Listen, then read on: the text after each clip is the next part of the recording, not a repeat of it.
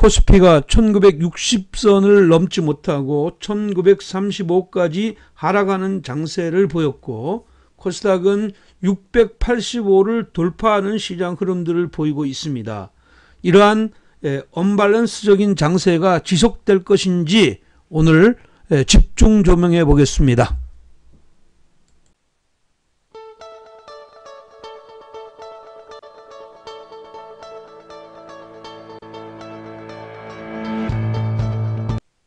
한국과 중국의 코로나 재확산 우려감으로 초반의 상승세를 이어가지 못하고 국내 시장이 전강 후약 흐름으로 마감이 됐습니다.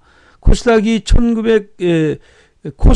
1960선을 넘지 못하고 1935까지 하락한 반면에 코스닥은 상승의 기조를 유지하면서 685까지 올라서는 강세 흐름을 보였다. 그래서 이러한 양극화 현상이 앞으로 지속될 것이냐, 오늘 영상도 끝까지 잘 청취하셔서 좋은 결과 만드시고요. 신규 회원은 구독하기, 알람 설정하시면 특급 정보를 가장 빨리 받아보실 수 있다, 이렇게 보겠습니다. 자, 한국의 이태원 클럽 확진자 수가 증가하면서 코로나의 우려감 재차 확산되는 이런 시장 흐름들이 전개되고 있습니다. 여기에다가 지금 현재 그 미중 간의 지금 현재 기술 패권 전쟁이 반도체 쪽으로 확산되려는 이런 시장 흐름들을 보여주고 있다, 이렇게 보겠습니다. 결국은 중국은 본격적으로 반도체의 제2의 굴기를 위해서 지금 현재 반도체 그 펀드를 30조 규모로 확장하는 이런 시장 흐름들을 내었습니다. 결국은 화웨이의 그 자회사 하이실리콘을 통해서 반도체 칩을 설계하고 생산을 TSMC에 주로 맡겼는데, 이제는 이제 그 스마트폰 반도체 기린 710A를 TSMC가 아닌 그 중국의 그 최대의 반도체 파운드리 업체인 SMIC에 맡기면서 중국은 새로운 어떤 반도체 굴기를 위해서 추진하고 있는 이런 시장 흐름입니다. 여기에다 미국 정부는 인텔뿐만 아니라 TSMC, 삼성전자에게도 미국 내의 어떤 공급망을 확충하는 것을 요구했습니다. 결국은 반도체 산업을 미국에 거점을 두고 반도체를 가지고 기술 패권의 핵심으로 이용하려는 이런 시장 흐름들이 나오다 보니까 결국은 그 미국과 중국과의 반도체 전쟁, 이것에 따라서 우리 시장은 이렇게 저렇게 불확실성을 키워가는 이런 장이 진행되고 있다. 우리 시장은 오늘 한국판 뉴딜 정책에 대한 기대감 때문에 사실은 지수보다 종목 장세가 화려하게 이루어졌다, 이렇게 볼 수가 있겠습니다.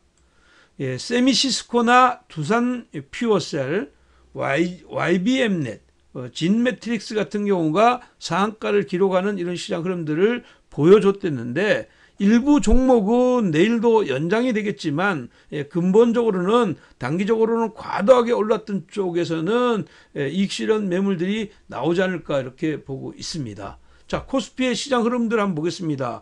여기 보면 이제 직전의 고점을 살짝 넣으면서 새로운 추세에 대한 어떤 기대감이 굉장히 강했는데, 오늘도 외국인들은 1746억, 기관들은 3631억의 매도를 보이면서 전강 후약의 약세 흐름을 보였습니다.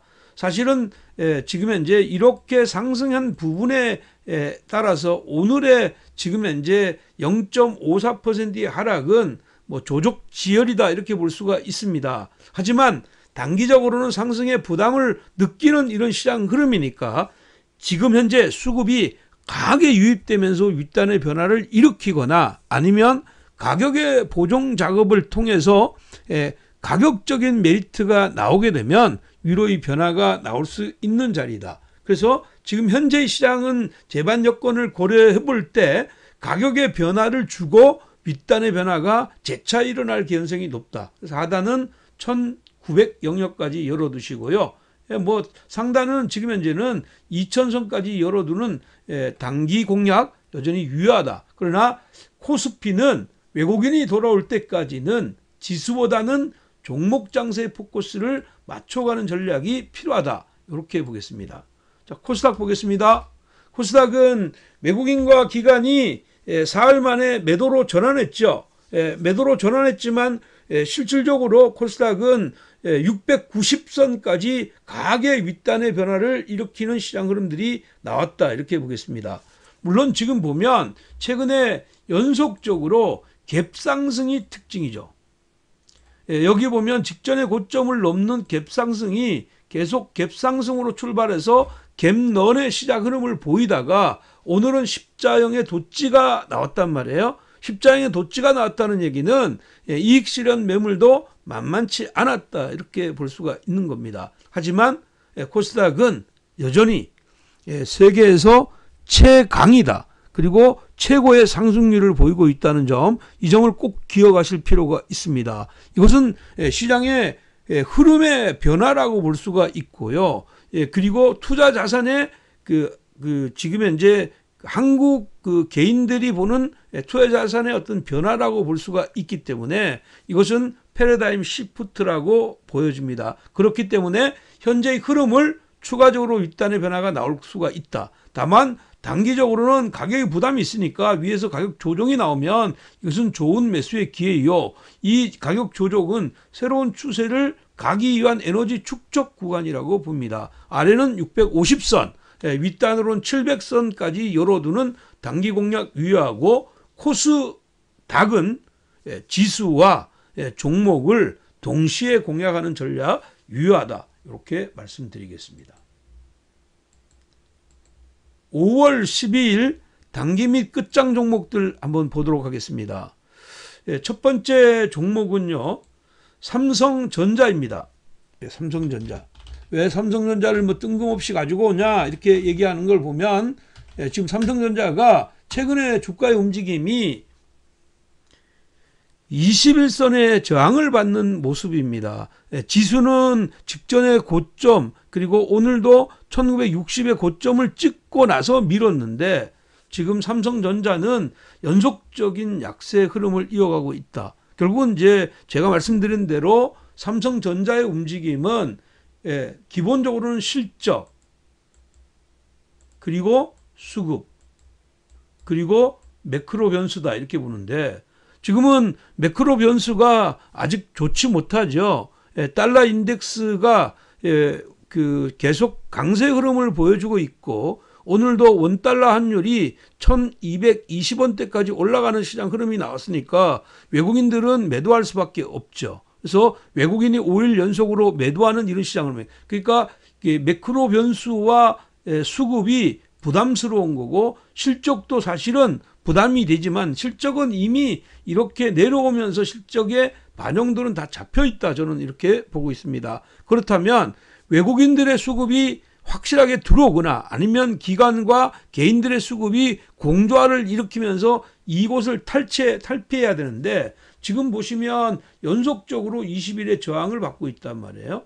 그래서 추가적인 가격 조정은 여기서 나올 수 있겠구나. 그렇지만 단기적인 관점에서는 지금 현재 이 종목을 여기 사서 수급이 없는 상황에서 단기적인 시장 흐름이 나올 수가 없는 게, 지수가 이미 부담스러워하는 이런 자리에 있기 때문이죠. 만약에 지수가 부담이 없는 자리라면 삼성전자를 통해서 지수 반등과 같이 올릴 수가 있는데, 지수가 부담스러운 자리에 있으니까 삼성전자를 올리기가 힘든 것이다. 그래서 그렇다면 지금 중기적인 이런 입장에서 보면 삼성전자가 과연 여기서 던져야 될 것이냐 이렇게 보면, 지금 현재 우리나라에는 금융시장이 지금 현재 금융 장세 성격으로 이어지고 있고, 이것은 코스닥 중심으로 유동성 장세이니까 돈이 시장을 끌고 가는 장이다. 이렇게 보입니다. 그렇기 때문에 이 분위기는 결국은 삼성전자도 들어 올릴 수 있는 이런 분위기까지 연결될 거다. 이렇게 보면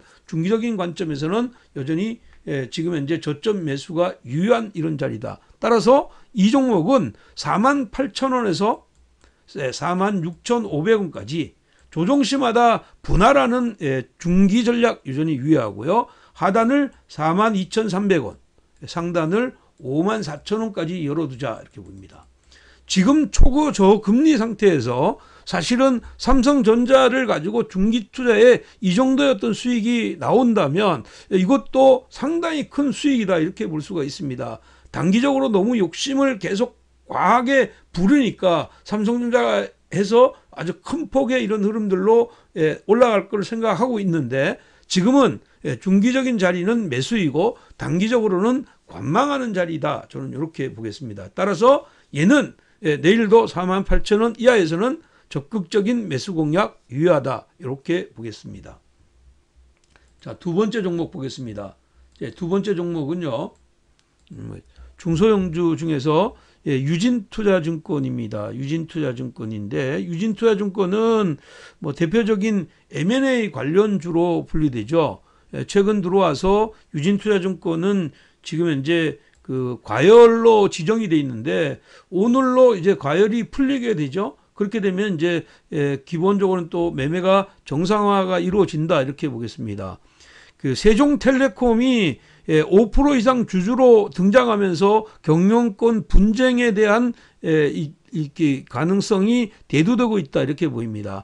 과거에 이제 그 세종텔레콤의 그 지금 대주주가 지금 현재 과거에도 지금 세종증권을 M&A 한 적이 있죠. 그렇게 보면 이런 기대감은 여전히 아직도 있다. 물론 지금은 투자 목적으로 들어왔다고 하지만 시장은 해석하기를 단순 투자 목적이 아니라 M&A의 어떤 대상으로 경영 분쟁의 대상으로 보고 있는 것입니다. 그렇기 때문에 내일은 윗단의 변화가 나올 수가 있다. 그래서 얘는 3,200원 이상은 조금 곤란하다 이렇게 보고요. 아래로 내려와 주면 3,090원까지 매수 포인트를 잡으시고 2,850원 여기를 손절 라인 잡고 3,500원까지 가져가는 단기 전략 유효하다 이렇게 봅니다.